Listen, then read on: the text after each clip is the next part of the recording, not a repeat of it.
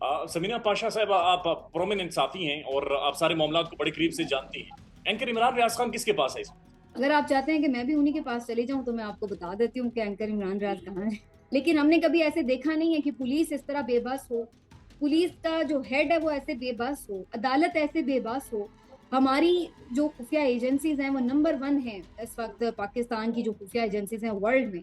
और उनके लिए ये कोई मुश्किल काम है एक बंदे का पता लगाना कि वो किधर है। अरशद शरीफ को जिस तरह से शहीद किया गया है, इमरान रियाज को जिस तरह से कोई उनका अता पता नहीं अबडक्ट किया गया है। तो ये सब चीजें यही शो करती हैं कि ये जानबूझकर एक ऐसा माहौल बनाया हुआ है 9 मई की आड़ में।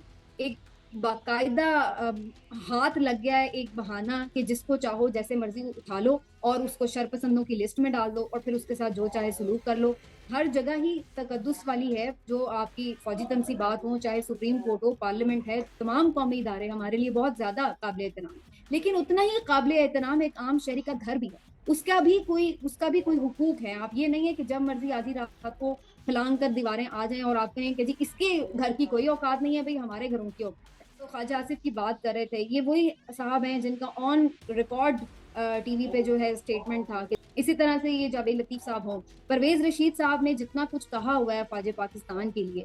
तो ये सब चीजें, और फिर सबसे बढ़कर खुद मियां नवाज शरीफ साहब ने जिस तरह के सिटिंग आर्मी चीफ को नाम ले लेके, सिटिंग डीजीआईएसआई को नाम ले लेके जिस तरह से उनके ऊपर एलिगेशंस लगाए थे। अस्सलाम वालेकुम नाज़रीन, आप सियासत डॉट पी के देख रहे हैं। सोहरा बरकत आपके साथ मुखातिब है। समीना पाशा साहब हमारे साथ मौजूद हैं, जर्नलिस्ट हैं, टेलीविजन प्रेजेंटर हैं। मैम अस्सलाम वालेकुम।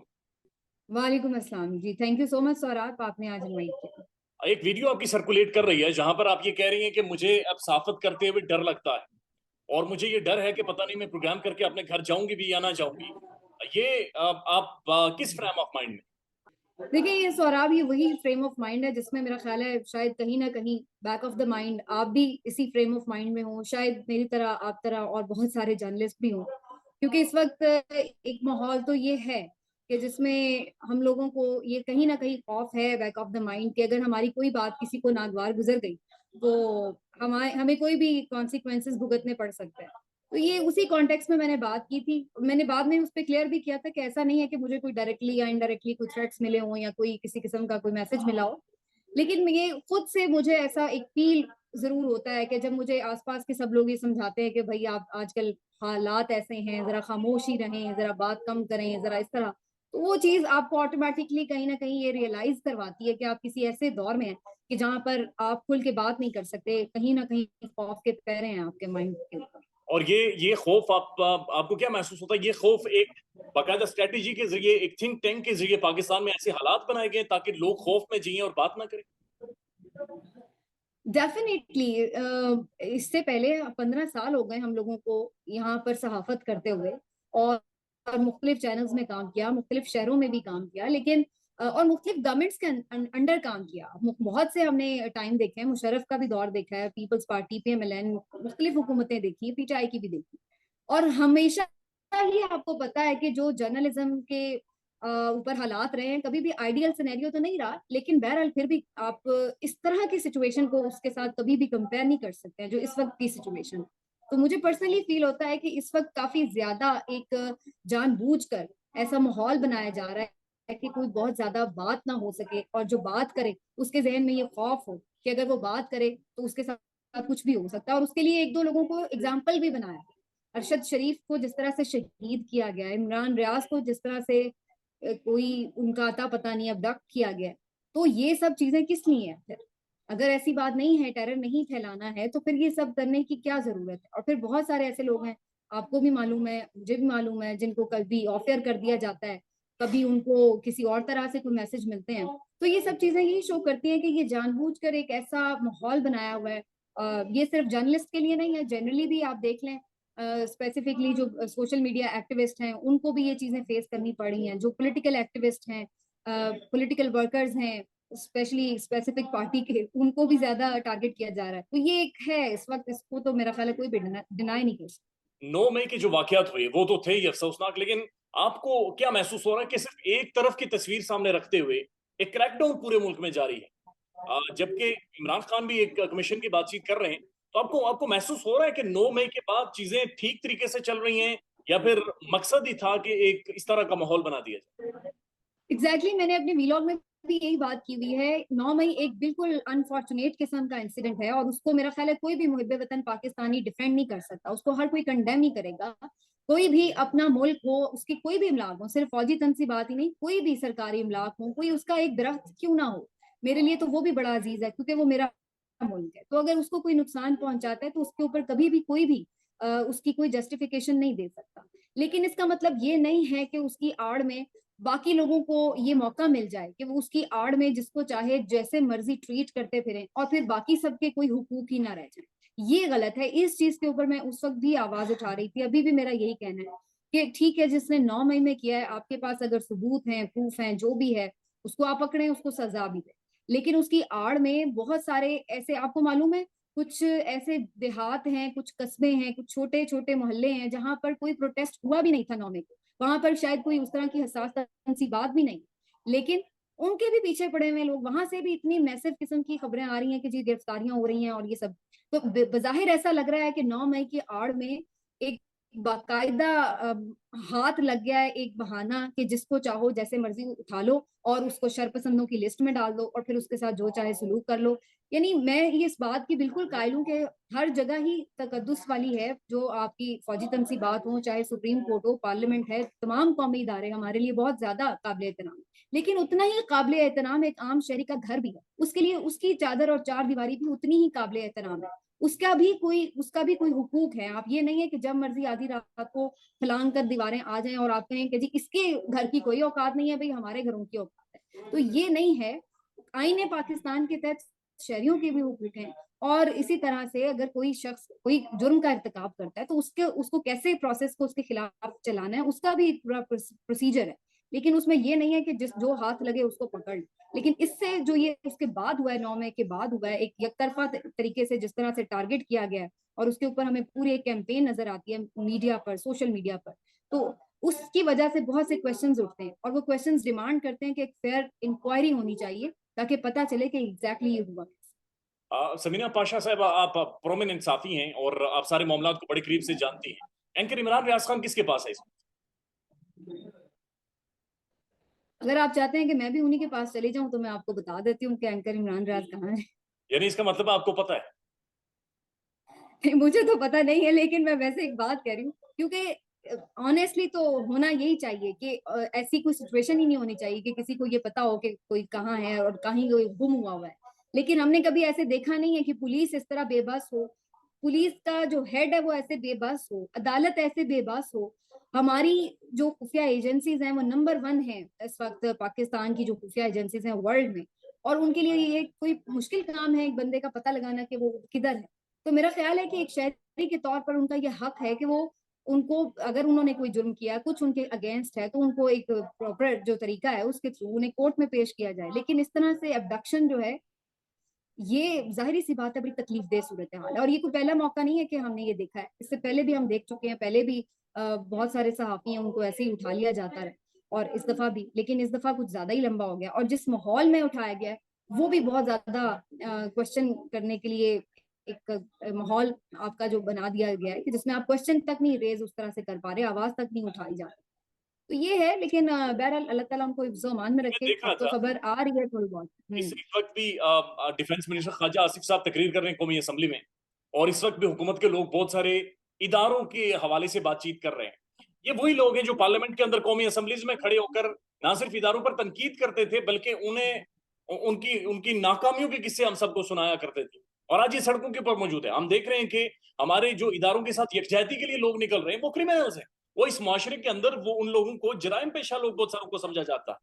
ये इस सारे माहौल से निकलेगा क्या at the end of the day? हमारे as a country, as a society हासिल क्या है? जो आपने ये बात की कि जो लोग आज डिफेंड कर रहे हैं वो पास्ट में क्या करते हैं, ये बड़ी राइटली आपने इसको पॉइंट आउट किया है कि हमारे यहाँ तो एक बड़ा अनफॉर्चुनेट ये एक तरीका रहा है कि हमेशा ही हर कोई जो ऑपोजिशन में होता है वो आके एंटी एस्टेब्लिशमेंट बयानियां बना लेता है, और वो समझता है कि शायद ये कोई बड़ा जबरदस्त बिकने वाला बयान है। लेकिन उसके बाद जब ये इक्तदार में आते हैं तो यही लोग उनको डिफेंड भी कर रहे हैं। लेकिन यहाँ पर फिर अगेन वही बात आती है कि ये फिर इनकी जो हिपोक्रेसी है ये नजर आती है।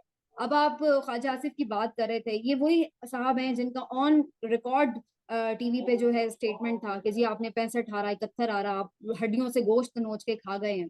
इसी तरह से ये जावेद लतीफ साहब हों, परवेज रशीद साहब ने जितना कुछ कहा हुआ है फौज पाकिस्तान के लिए, तो ये सब चीजें, और फिर सबसे बढ़कर खुद मियां नवाज शरीफ साहब ने जिस तरह के सिटिंग आर्मी चीफ को नाम ले लेके, सिटिंग डीजीआईएसआई को नाम ले लेके जिस तरह से उनके ऊपर एलिगेशंस लगाए थे, आज इमरान खान साहब भी एक एलिगेशन लगाते हैं। उनको, उनका हो सकता है कोई एलिगेशन की बुनियाद हो, मुझे नहीं मालूम है, लेकिन बहरहाल वो कहते हैं कि जी कोई उनको टारगेट करना चाहता है। तो अगर वो नाम ले रहे हैं तो वो उनके ऊपर बात हो रही है कि जी ये कोई पता नहीं एंटी पाकिस्तान हो गए हैं। और उधर जब मरियम नवाज साहिबा के ऊपर इस तरह से कोई खतरा था कि जी उनको कुछ कर दिया जाएगा, तो मियां साहब ने उस वक्त भरे मजमे में ये बात कही कि जी मरियम को स्मैश करने की बात हो रही है, तो वो भी तो एक एलिगेशन ही लगा रहे हैं। तो मतलब ये है कि ये हमें दौरे में यार हमेशा नजर आते हैं कि आप ऑपोजिशन में कुछ होते हैं और फिर आप इक्तदार में आके कुछ और कर रहे होते हैं।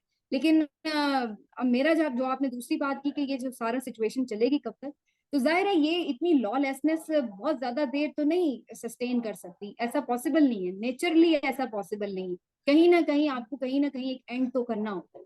अभी मुझे फ्रैंकली फौरी तौर पर तो ये नजर नहीं आ रहा कि बहुत जल्दी हम कोई इस सारे क्योस में से निकल जाएंगे और कोई ठहराव आ जाएगा, कोई स्टेबिलिटी आ जाएगी। लेकिन मुझे ये जरूर लगता है कि इवेंचुअली ये होगा, क्योंकि ऐसा चल नहीं सकता, ये पॉसिबल नहीं है, ये एक नेचुरल स्टेट ऑफ अफेयर्स है नहीं, ये कुदरत का कानून नहीं है जिस तरीके से चीजें चल रही हैं। तो कहीं ना कहीं इसको कैसे वो ये सारा कुछ बदलेगा, ये आपको जाहिर हालात तो वाकयात ही बताएंगे, लेकिन ये अल्टीमेटली ये खत्म होगा। इस तरह से ये पॉसिबल नहीं है कि ये सब चीजें चल सकें। इस वक्त जमान पार्क का मुहासरा जारी है, हर तरफ पुलिस खड़ी है, एंट्री भी वहां पर बड़ी मुश्किल से होती है और एग्जिट भी बड़ी मुश्किल से होता है। इमरान खान आपकी नजर में किस फ्रेम ऑफ माइंड में होंगे? इमरान खान क्या सोच रहे होंगे जब उनकी पार्टी ब्लीड कर रही है, रोजाना की बुनियाद पर इस्तीफे आ रहे हैं, उनके ऊपर इतना शदीद दबाव है, 150 मुकदमात हैं, फिर इस्लामाबाद आना पड़ेगा? किस फ्रेम ऑफ माइंड में है इमरान खान? इमरान खान के हालात वाकया जैसे भी हों, उस बंदे का फ्रेम ऑफ माइंड जितना कि मैं उनको रीड कर सकती हूँ, वो एक ही रहता है। और वो हमेशा कॉन्फिडेंट, वो हमेशा पॉजिटिव होता है, और वो हमेशा डिटर्मिन्ड और हमेशा एक फाइटिंग स्पिरिट में होता है। तो मेरा जहां तक ख्याल है कि आप उनके ऊपर जितना प्रेशर डाल लेते हैं, जितना मर्जी कर लें, वो हमेशा रिलैक्स नजर आते हैं। जहां तक ये बात है कि लोग पार्टी छोड़ रहे हैं या कुछ और कर रहे हैं, तो उसमें एक मैं तो ये समझती हूँ कि जो लोग पार्टी छोड़ रहे हैं वो बहुत कोई अभी तक मुझे नहीं लग रहा है कि कोई बहुत ज्यादा एक फर्स्ट ईयर की आप कह सकें लीडरशिप है, बिल्कुल बहुत प्रोमिनेंट लोग हों। ऐसे लोग हैं, ठीक है, एक दो लोग हैं जिनके नाम प्रोमिनेंटली लिए जा सकते हैं, लेकिन बहुत सारे ऐसे लोग हैं जिनको शायद मैं उस वक्त ही टीवी पे सुन रही हूँ, देख रही हूँ जब वो आके रेजिग्नेशन का ऐलान कर रहे हैं या पार्टी छोड़ने का ऐलान कर रहे हैं। अदरवाइज तो कभी उनको मैंने टॉक शोज में नहीं देखा रिप्रेजेंट करते हुए, कभी मैंने उनको नहीं देखा कि वो बहुत ज्यादा पार्टी मीटिंग्स में नजर आ रहे हो। तो वो जो कोर कमेटी है या जो बिल्कुल आपकी एक पार्लियामेंटेरियंस की फहरिस्त होती है, उनमें उन लोगों को उस तरह से मैंने देखा नहीं। और इन अगेन वही बात है, जो छोड़ भी रहे हैं उनमें से भी बहुत से लोगों की अगर आप फेस रीडिंग करें, जो उनकी बॉडी लैंग्वेज देखें, तो उससे अंदाजा ये हो रहा होता है कि शायद वो भी कोई हैप्पीली नहीं छोड़ रहे हैं। और आप देखें कि अगर कोई बहुत हैप्पीली छोड़ा हो तो वो आके कोई बुरा भला कहता है कि जी पार्टी चेयरमैन ये था, वो था, इस तरह था, मैं फलां पार्टी ज्वाइन कर रहा हूँ। वो बेचारे इतने जिद हो चुके हैं या पता नहीं कौन से एक नामालूम दबाव में है कि वो हाथ जोड़ के सियासत से किनारा कशी का ऐलान कर रहे हैं, लेकिन वो कहीं और जाने की बात भी नहीं कर रहे, और बिल्कुल एक, और ना ही वो कोई पार्टी को या खान साहब को बुरा भला कहते नजर आ रहे हैं। तो ये एक फेज है, और मुझे नहीं लगता है कि जब ये सारी चीजें नॉर्मलाइज हो जाए तो शायद आप बहुत सारे लोगों को वापस आता भी देख रहे हो, और खान साहब भी इस चीज को अंडरस्टैंड कर रहे होंगे कि ये उस वक्त किसी फेज में, देखिए हर एक की अपनी एक टेंडेंसी होती है ना, कोई कितना पेशेंस रखता है, कोई कितनी टॉलरेंस रखता है, कोई कितनी बर्दाश्त रखता है। कोई लोग ज्यादा बर्दाश्त कर लेते हैं दबाव, कुछ लोग बिल्कुल बर्दाश्त नहीं कर सकते, हमारी तरह भी होते हैं कमजोर लोग। तो ये अपने ऊपर डिपेंड करता है, सब लोग एक ही तरह तो नहीं रिएक्ट कर रहे होते एक जैसे क्राइसिस में।